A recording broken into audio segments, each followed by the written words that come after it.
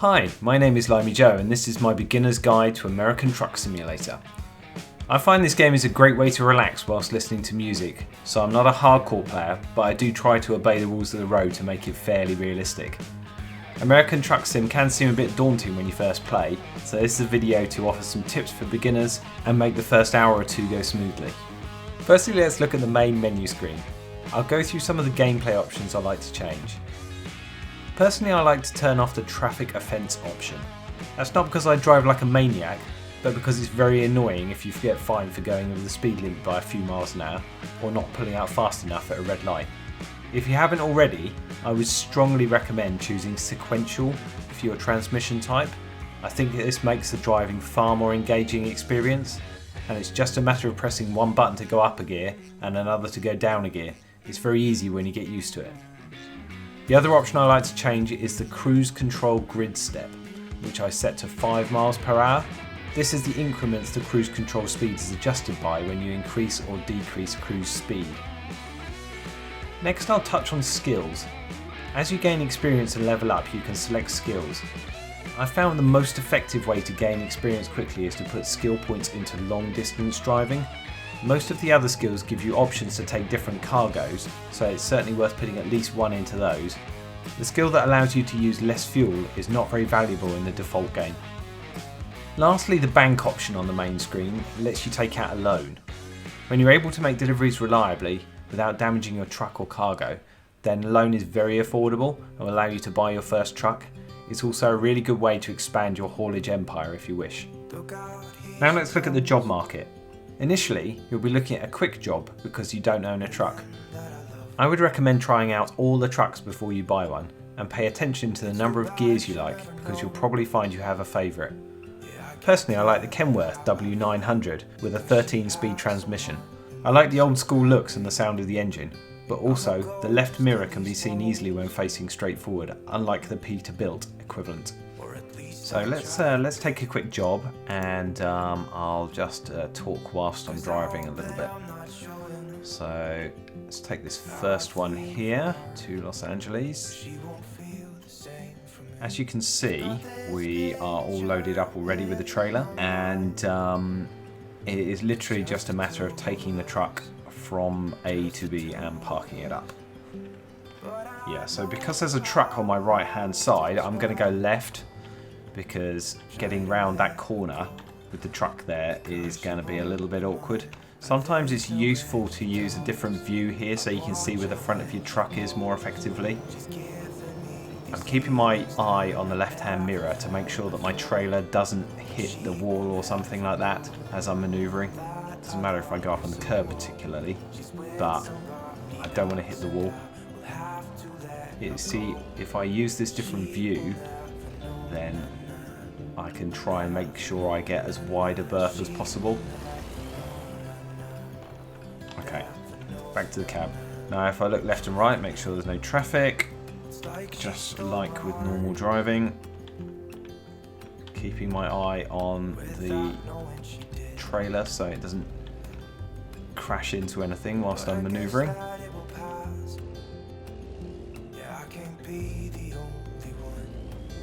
Lost inside the blue of those eyes.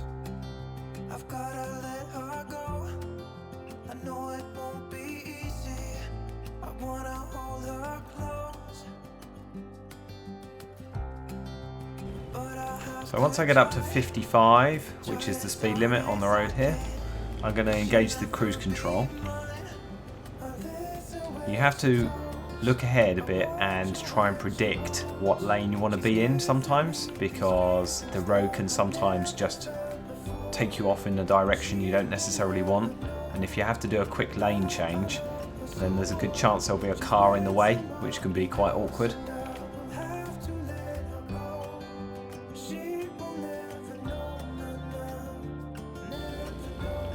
So you can see on the satellite navigation that I need to go into the left-hand lane.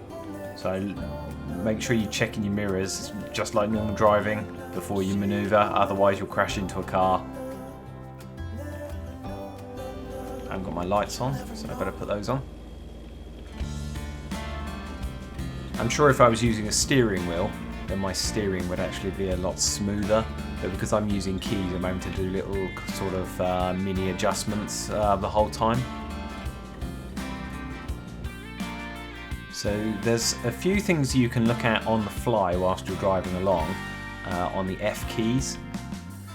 Personally, I'm not a big fan of doing that because more often than not, I find whilst I'm fiddling with that, you know, you end up, there's a risk of something happening ahead of you, and you can end up, you know, getting into an accident. So I tend not to use the F keys whilst I'm driving too much. It is possible, however, if you want to press the escape button, which will pause it whilst you're driving along. And let's say you want to make a detour, you can go to the world map and zoom out. So let's say I wanted to make a detour to get some diesel, sorry, in this particular case, obviously it's a truck, so it takes diesel. Then you could put a waypoint in there, and it will take you round to your waypoint and back onto your main route again. And then if you mess it up, you can just hit the reset navigation and it will take the waypoint out. So that is quite useful. It means that you can adjust your route. So if there's a particular route you want to take, you can just alter it. So you're going on a piece of road that you haven't been on before. So the grey piece you haven't been on before, and the yellow road you have been on before. So if you want to try and go on all the available roads, then you can adjust your navigation so you can take in roads you haven't been on before and that kind of thing, or go to a rest stop or get fuel or whatever. Okay, once you're finished, you just go back to drive, make sure you're ready, because it's going to just shoot you straight in at 50 miles an hour or whatever you're going at. So there's a rest stop there. If you need to rest, you just drive up, get to an appropriate spot, turn your engine off, and then press the activate button to rest, and it will rest you for 8 hours.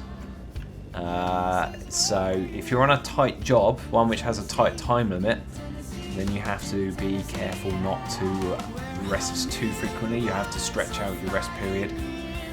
There's some little icons on the right hand side above the navigation. You've obviously got your speed, and you've got which gear you're in, and then you've got the condition of your truck. So the little truck icon goes red as your truck gets more and more damaged, and then you've got your fuel and how rested you are after that, and then emails, which you probably won't use past the first few hours of playing.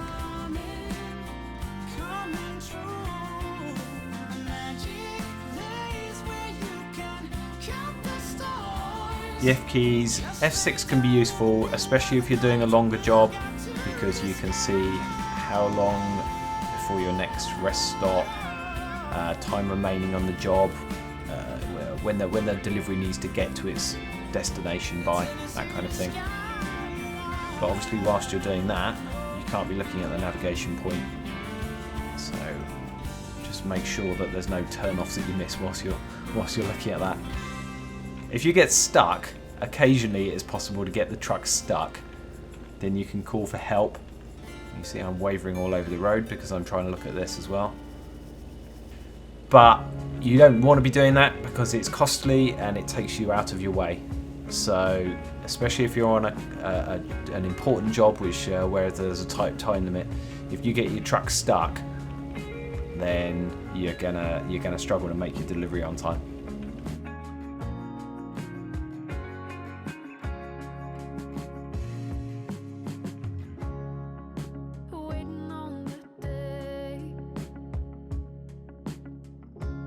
Now normally what I do is I try and use the noise of the engine to actually tell which gear I'm supposed to be in, but because I've got the sound switched off because I'm trying to do a commentary at the same time and I don't want the sound of the engine affecting the commentary, I am probably over revving the hell out of the engine, but so to be.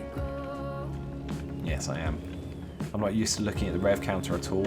I'm used to just using noise from the engine to tell when I need to change gear.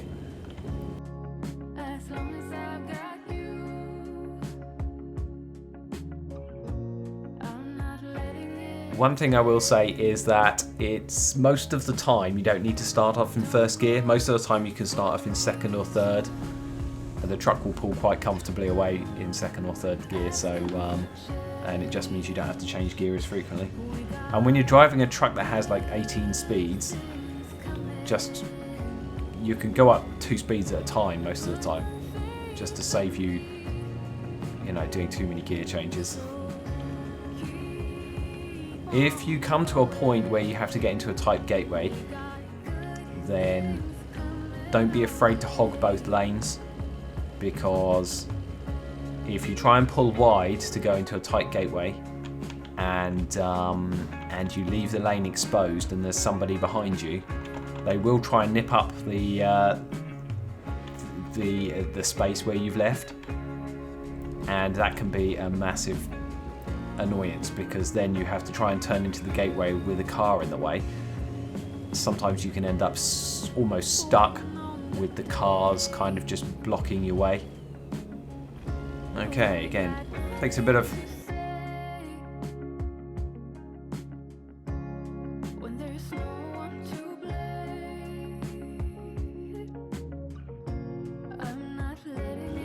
getting used to, but take a nice wide berth so you don't hit the barrier.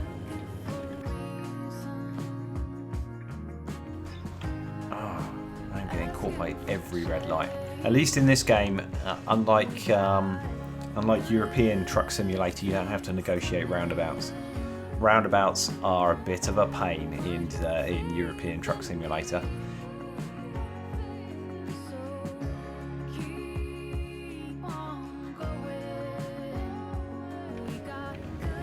Okay, so I've got a pretty wide entrance here, but if I didn't, what I'd probably want to do is move right into the middle of the road so I couldn't be passed on either side, hog the road in essence.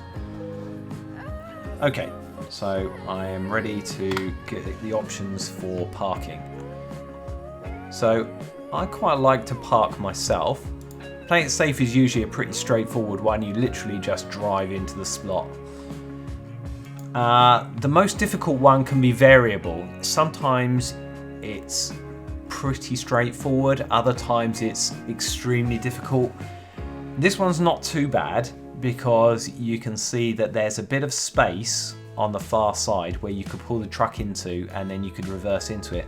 But if there's nowhere to, there's no space around it, then it can be extremely challenging trying to back your truck into the spaces.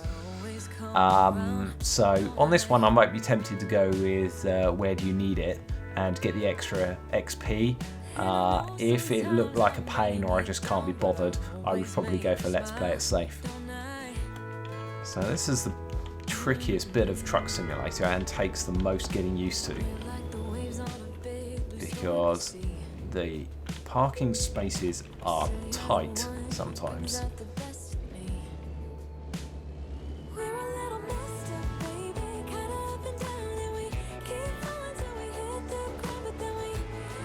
So here, and it's difficult to tell where the front of your truck is. I'm going to hit that bollard.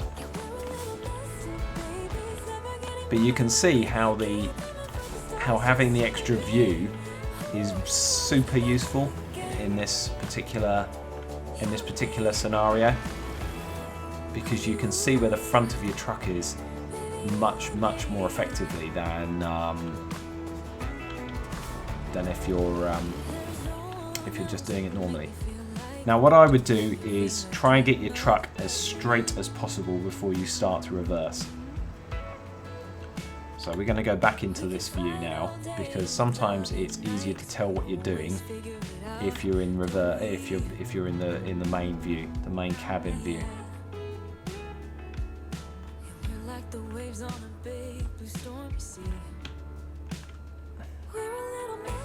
So I'm looking in my mirrors basically. Oh man, I went the wrong way. You see, even though I've played this game quite a lot, I'm still not that good at this. See, I'm going to have a quick look, see.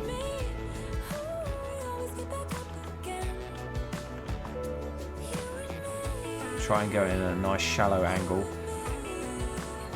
It's reasonably forgiving. You don't have to get it absolutely spot on, but you do have to get it pretty close. So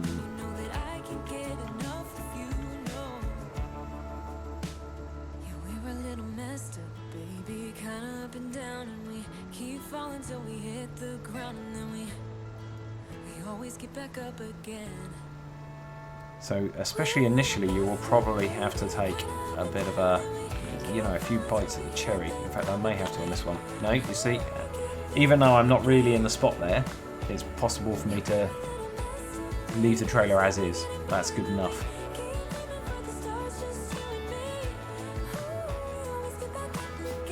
And there we go. Because I didn't crash into anything and I made it on time, then it's considered excellent, and I get a bit of experience and money, of course. So that concludes my guide to American Truck Simulator. I hope you enjoy the game as much as I have, and thanks for watching.